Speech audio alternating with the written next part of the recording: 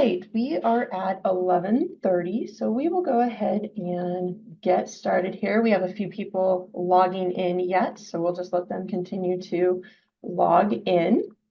Thank you for joining us. I am Katie Davis. I am the COBRA manager here at Omnify. I am joined by Hannah Bowe. She is our education coordinator and one of our resident FSA experts. And she's going to be helping me throughout today's webinar. I do talk with my hands a lot, so I'm going to go ahead and shut my camera off until the end, but I did want to at least greet you all in person. So let me get that shut off here. I do want to let you know that we are also recording today's webinar as well. So we'll hold questions until the end, but you can certainly submit those questions using the Q&A feature of the Zoom chat, and we will address those at the end. All right, let's get started here. Before we jump in too far, I do have to let you know that the material provided in this presentation is intended to provide general information only and is not intended to be exhaustive, nor does it constitute as tax or legal advice. Any opinions expressed in this presentation are those of me, the speaker, and should not be construed as tax or legal advice and should not be relied upon as such. All right, now that we got the legalese out of the way, let's jump in to why everyone is joining today, and that is the the intersection of FSA and COBRA. But before we get too far, let's take a look at some just COBRA basics real quick, because they will help us as we get further on into the presentation and kind of talking about this intersection of COBRA and FSAs. So who is eligible for COBRA? And that's going to be any person that is losing group health coverage due to a COBRA qualifying event. Keep in mind, though, that an employee can only be a qualified beneficiary with respect to a qualifying event of termination of employment or reduction of hours. All the other COBRA triggering events pertain to the dependents that were covered by the plan at the time of the event. Also, keep in mind that a COBRA election has to be made within the 60 days of a qualifying event or loss of coverage. If the qualified beneficiaries do not elect and timely pay for COBRA within that 65 days and then their 45-day payment window, they are no longer entitled to COBRA and no longer qualified beneficiaries. Also, keep in mind that eligibility in the plan is not enough to be a qualified beneficiary. The employee must have been enrolled and covered by the plan the day prior to the qualifying event. Oftentimes, being in HR, we know that there are times where an employee will enroll in their benefits, however, they terminate prior to their effective date. As the regulations are written, they are not covered by the plan the day before their qualifying event and therefore not eligible for COBRA. So occasionally, we have participants that know Omnify administers COBRA for their former employer, and they are asking about COBRA, and because they did not meet their effective date, they are not eligible. So as you're having those conversations, as hard as it can be to have, know that they must be enrolled in and covered by the plan in order to be eligible for COBRA.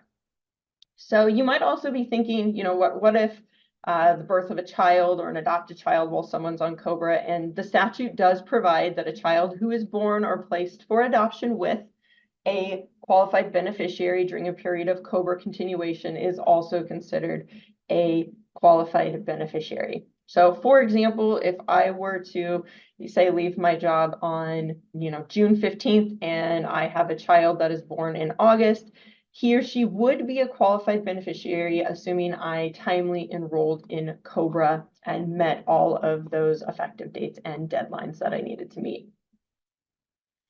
Let's stay on the topic of qualified beneficiaries, though, for a moment, because this independent election right is something that sometimes sneaks up on HR professionals, and this independent election right is for all qualified beneficiaries that were covered by the plan. And the best way to kind of illustrate this independent election right is by walking through an example. So if Tim changes employment where he had family medical coverage and the plan was subject to COBRA, but his new job only offers employee only coverage, but no family coverage, well, Tim's spouse and children can enroll in COBRA with that previous employer where Tim had the family coverage, independent of what that former employee is doing. Now, this is just one example of how the independent election can work, but know that it can be any combination of the family unit as long as everyone was covered by the plan the day before the qualifying event.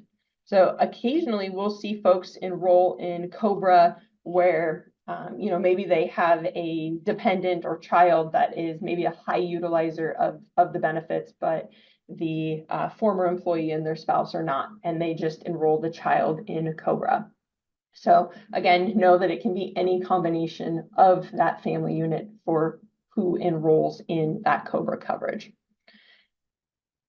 Also, let's add another layer because, why not when there's a federal regulation? We can also have non-qualified beneficiaries. So a non-QB can still be added to coverage as long as they are eligible. However, their coverage is not independent. So if something were to happen to the qualified beneficiary or the qualified beneficiary would end their COBRA coverage early, they too would lose their coverage. So for example, if my spouse and I each have coverage at our own employers and I leave mine and elect COBRA for just myself, at open enrollment, I could add my spouse, making him a non-qualified beneficiary with coverage. And this is because a COBRA participant has to have the same rights at open enrollment as an active employee. And also keep in mind that you cannot structure your COBRA benefits any differently than what your active employees are able to enroll in, because COBRA is a continuation of that active enrollment in those benefits. And since we are all on this call to discuss FSAs and COBRA, it's important to know that the independent election right extends to flexible spending accounts too. So this means that each qualified beneficiary on a plan could elect to have their own FSAs. While this is a very unlikely situation, it could happen and is completely legal to do so. All right, I'm going to now turn it over to Hannah to talk about some high-level flexible spending account terminology and deadlines that come into play with FSAs. Awesome. Thank you, Katie. Yes, my name is Hannah. I'm our educator here with Omnify. So I think I've just got like 2 slides here that we're going to really quickly cover a few things with FSAs. Hopefully you kind of know what these terms are, but I always like to go over them because it can get a little bit confusing.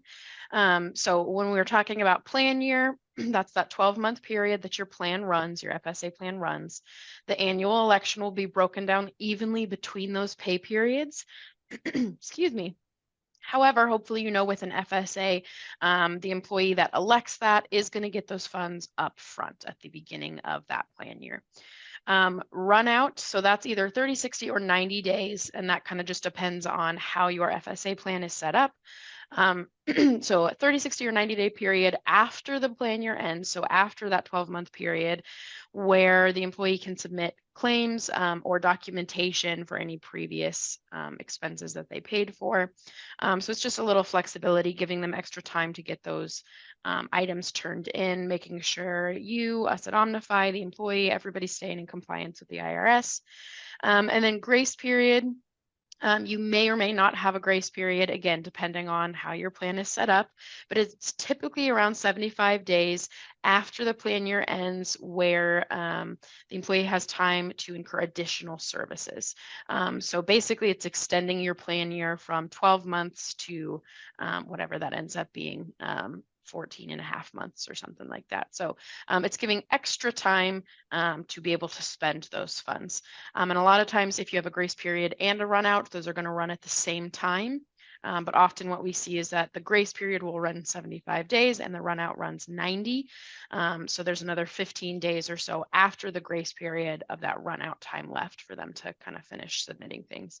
Again, you may or may not have that grace period, but we do see that here and there.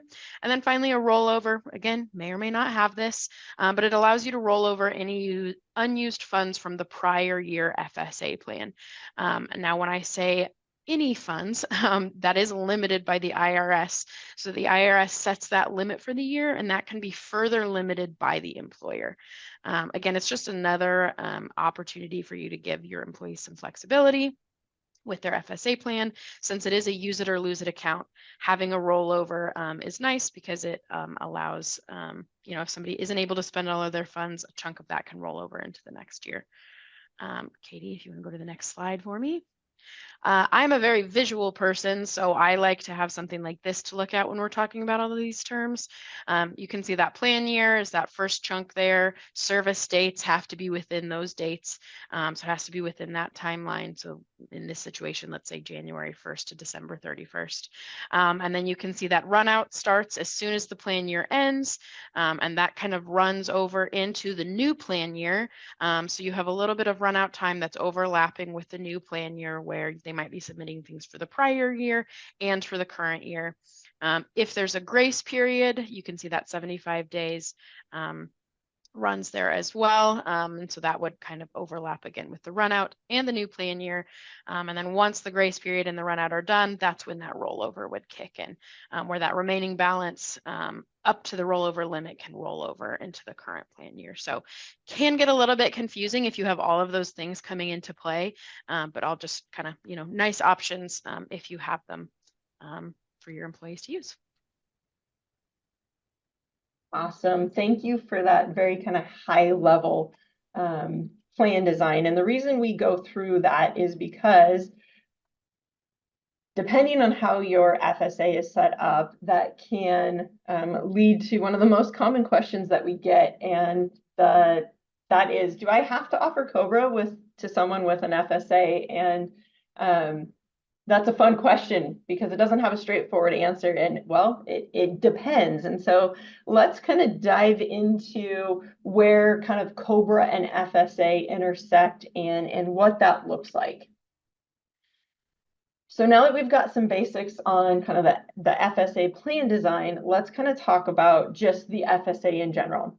So in general, most health FSAs are going to be considered an ERISA covered health plan. So this means any employees that fall under the FSA plan must be offered COBRA regardless if their account is overspent or underspent, unless an exception applies. So with a little background on COBRA, we know that if a plan is considered an ERISA health plan, then it does qualify for COBRA if the employer has 20 or more employees when a COBRA qualifying event occurs. So you might be thinking, well, I thought I wanted to offer COBRA for my FSA to the end of the plan year, and only if they had an underspent account. And you're not wrong if your FSA is considered an accepted benefit. And this is really where I find that it can get a little bit confusing as you're kind of tracking through FSAs and meeting that exception. And so to meet that exception, there are 3 conditions that must be met. The first one is the maximum benefit condition. And really this is the FSA, so employer plus employee contributions are not greater than 2 times the amount of the employee contribution or the amount of the employee election plus $500. And it's important to know that if the employer does not contribute to the FSA at all, then that maximum benefit condition is automatically met. So if you, as the employer, don't make any contributions to the FSA, you can check that box as meeting that first condition. The second condition is there also must be group health coverage available while they were employed. So that means that you have a medical plan essentially running concurrent with your FSA. Now, it doesn't mean they have to be enrolled in it, but they have the option of enrolling in that medical plan should they choose to. And then the third condition is that the maximum COBRA premium is equal to or exceeds the maximum FSA benefit, which this is usually the case because the employer can charge 102% of premiums for COBRA coverage. So again, if you meet all three of those, you have an FSA that is considered an accepted benefit. And with that accepted FSA, now you have some options on how you structure your COBRA for the FSA account. So one option is that the employer with an accepted FSA can choose to simply offer COBRA coverage to both over and underspent account holders, but only through the end of the current plan year. This would eliminate the need to determine whether each individual employee's FSA is under or overspent at the time of a COBRA qualifying event. And once we get into the next couple slides, you'll see that this can be quite time consuming. However, as Hannah mentioned, FSAs do have that inherent risk of somebody, only contributing for 1 month, draining the account because that available balance is up front. And it could open your plan up to potential losses. Also, as an accepted benefit, the FSA not only must be offered to the end of the plan year, there is also no open enrollment option for an FSA for these COBRA participants. So I will say, however you structure your FSA is really an employer decision, but the same practice must be followed for all FSA account holders when there's a COBRA qualifying event. You can't pick and choose how you administer your FSA COBRA depending on who your participant is. However you manage your FSA COBRA administration sets the precedent for all future FSA COBRA events that would occur.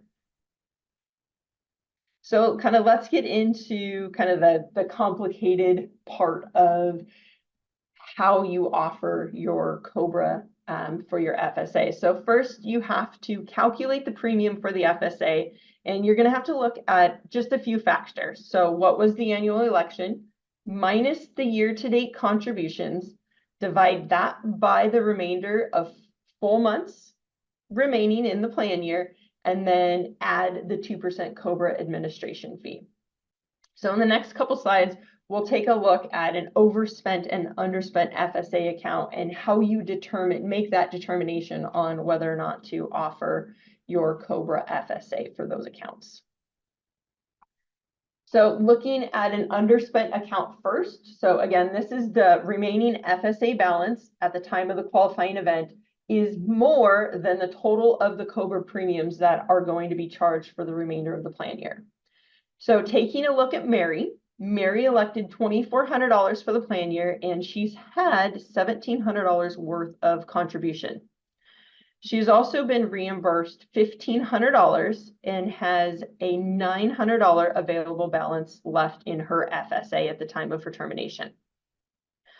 So if we walk through this example using our equation from the previous slide, we have $2,400 minus $1,700, which gives us $700 that Mary still needs to contribute.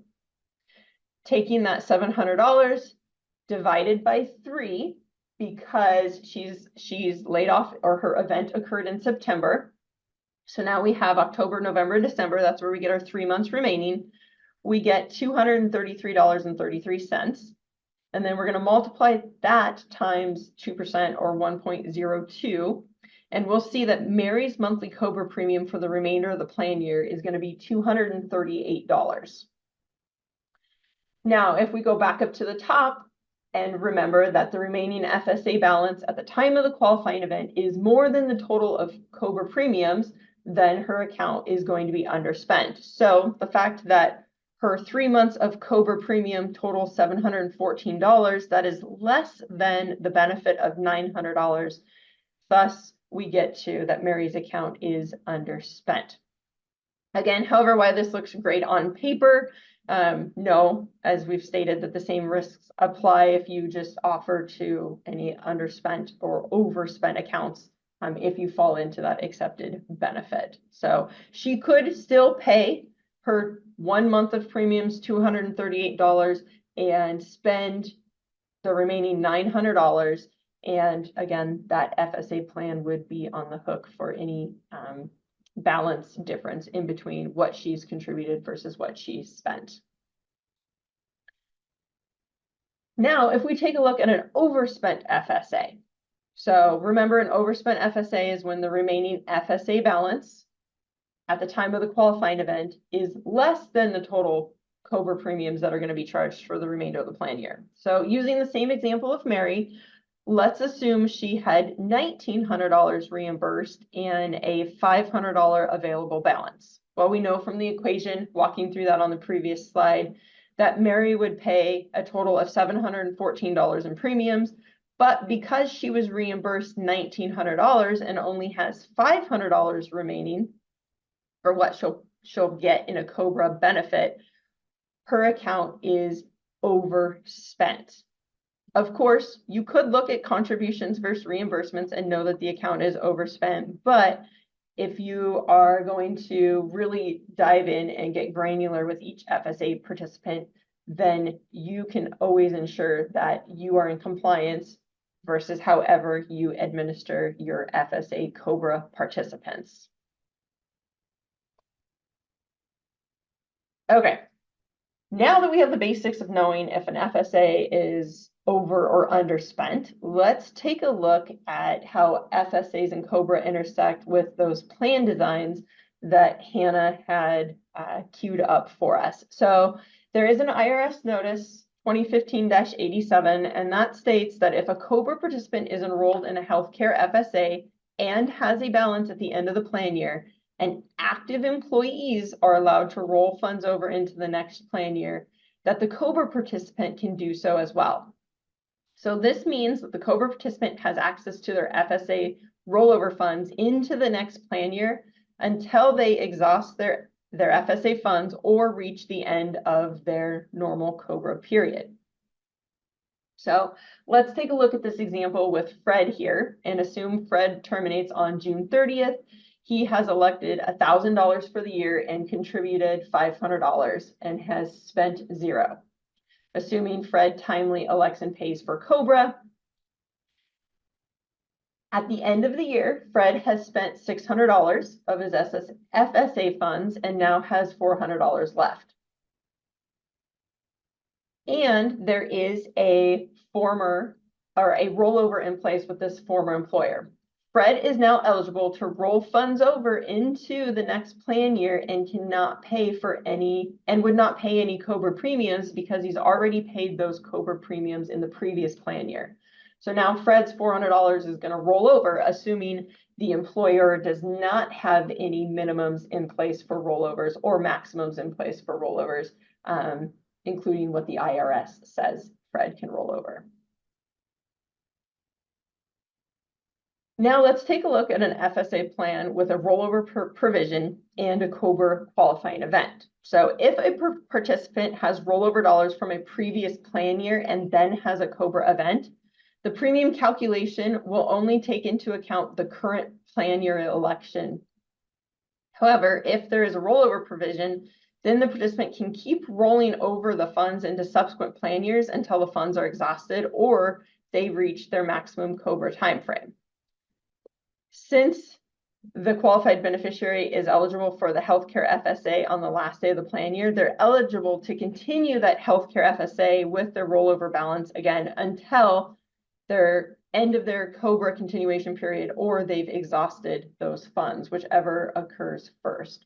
So you can see, depending on how you line up your FSA and whether or not you fall into that exception, kind of dictates how long folks have access to their dollars.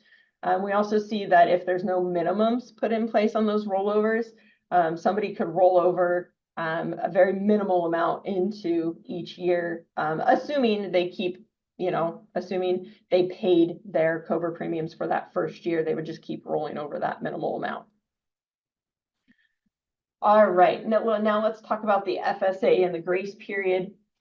Remember that grace period is that 2.5-month period into the new plan year, and it's going to only apply if that qualified beneficiary keeps their healthcare FSA open after the qualifying event date by electing COBRA and paying their premiums for their healthcare FSA at the end of the plan year.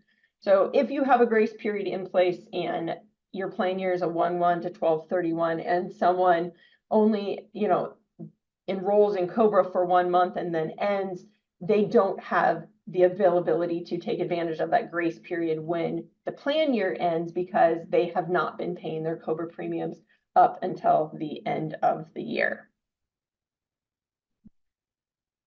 So we've been talking about COBRA maximum timeframes, so let's touch on real quick how long COBRA can last.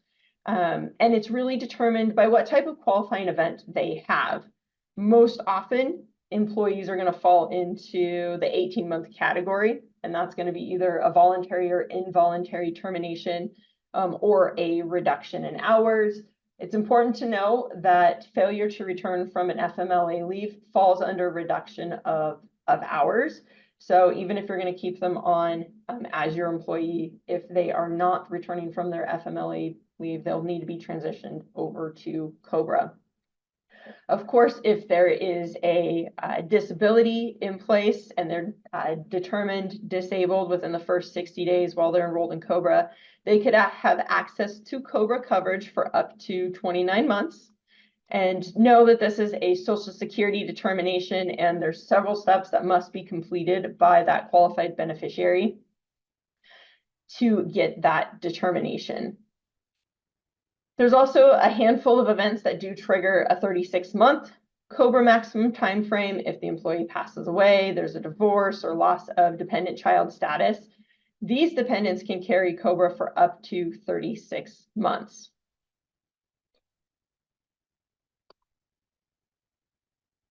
All right, so you might be thinking, well, we've talked a lot about FSAs and COBRA, but when can coverage end and how does it end? Well, if your plan qualifies for the limited COBRA obligation, then that is at the end of the plan year. Of course, if you have COBRA with a rollover or a non-accepted healthcare plan, the FSA is going to end, as we said, at the end of that maximum time period, whether that's 18 or 29 months, or when that FSA is exhausted and down to a zero balance. And just given that, COBRA in general can end at any point in that maximum time frame, COBRA could end for that COBRA or qualified beneficiary, if they have an event such as being enrolled in another employer's group health plan or Medicare entitlement, or if they simply just stop paying their COBRA premiums. That COBRA can end early for them. So there's several factors that come into play with FSAs and COBRA ending and how your plan is set up. Next, we're going to talk about some common compliance issues when it comes to FSAs and COBRA. Most often, we see just employer groups just failing to offer COBRA at all on the healthcare FSA. Again, a lot of times this isn't going to be caught unless the former employee or qualified beneficiary makes a report to maybe say the Department of Labor or something like that. We also see employers that say, oh, we don't need COBRA for FSAs because we take the remaining deductions from the last paycheck. If the employee requests that, this is okay. However, an employer cannot request this or require this of their terminating employee. We also see that, the employer doesn't include the employer contribution. COBRA is offered for the wrong maximum time period. COBRA FSA is not offered to all family members. Again, that's that independent election right that they have.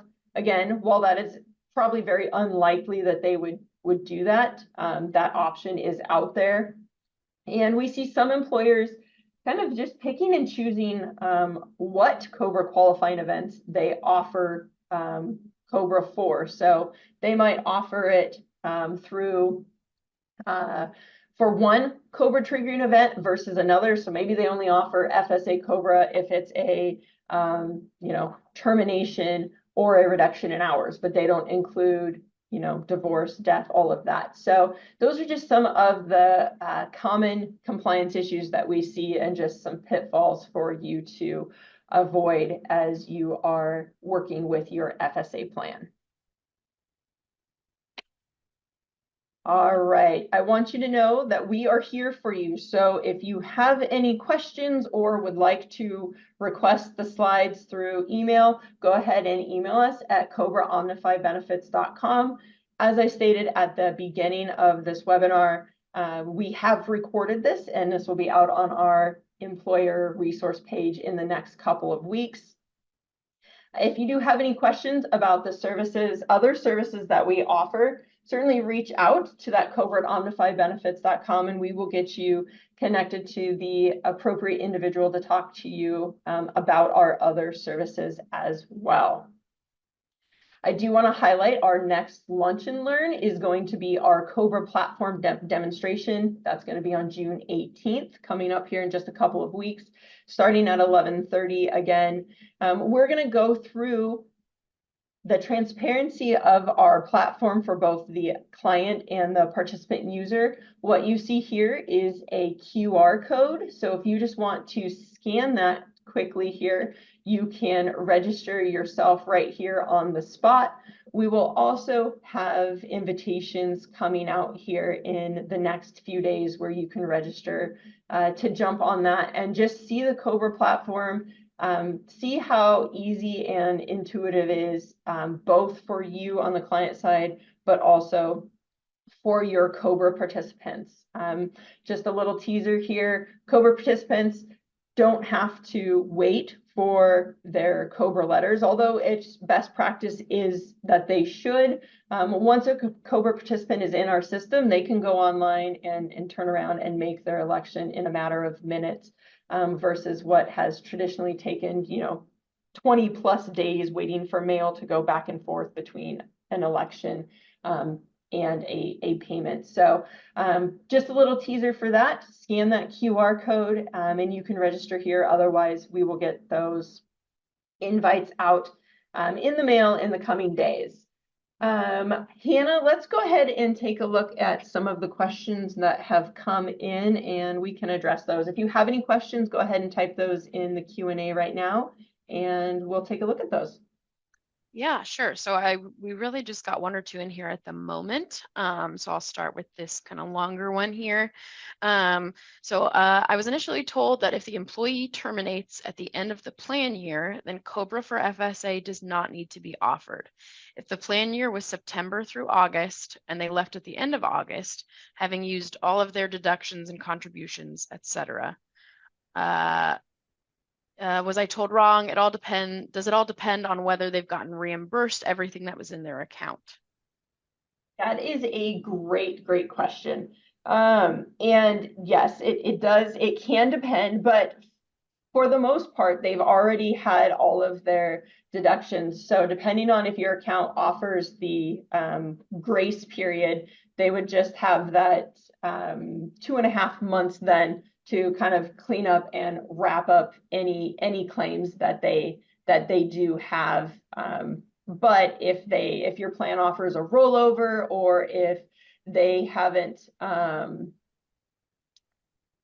let's see, if they offer a rollover, that can further complicate the need to offer COBRA. Again, that would be one of those situations where they enroll in COBRA to keep access to their funds. But again, they don't have any premiums to pay because they've already paid that. So yes, you are correct. If, say, they terminate at the end of a plan year, they would just have access to that grace period or run out that your plan offers, and you would not need to offer COBRA. So great question. Okay, so if they haven't, or if they have spent all of their funds and there's no more contributions going in and they don't have a grace period, basically they just have that run out time to finish submitting. Is that right? Correct. Yep. Got it. Okay. And then we just had a couple of people ask about if they can get access to the slides after that we are done. Yeah, go ahead and email COBRA at omnifybenefits.com and we can certainly get those slides out to you so you can reference those. Awesome. Okay, I don't see anything else coming through. So unless something comes through here in the next couple of seconds, that's all I'm seeing. All right, perfect. Well, I'll put that QR code up. So if you didn't have a chance to scan that and get registered for our COBRA platform demonstration, you can go ahead and scan that now. Otherwise, if you don't have your phone with you, you can certainly look for the email invitation here coming out in the coming days and join us on June 18th. Hey, Katie, I did have one more question come through. Okay. In that last example, so we were just talking about if it needs to be offered or not. If the individual had not spent all of their funds and left, what would happen?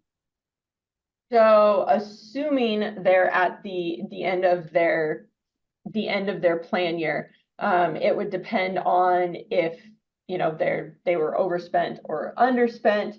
But if your plan offers the grace period or run out or rollover, it's going to really depend upon your plan design, how that looks for that COBRA participant.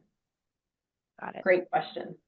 It gets very complicated and can muddy the waters just a little bit. All right, I think that's the last one there. I'm not seeing anything else coming through.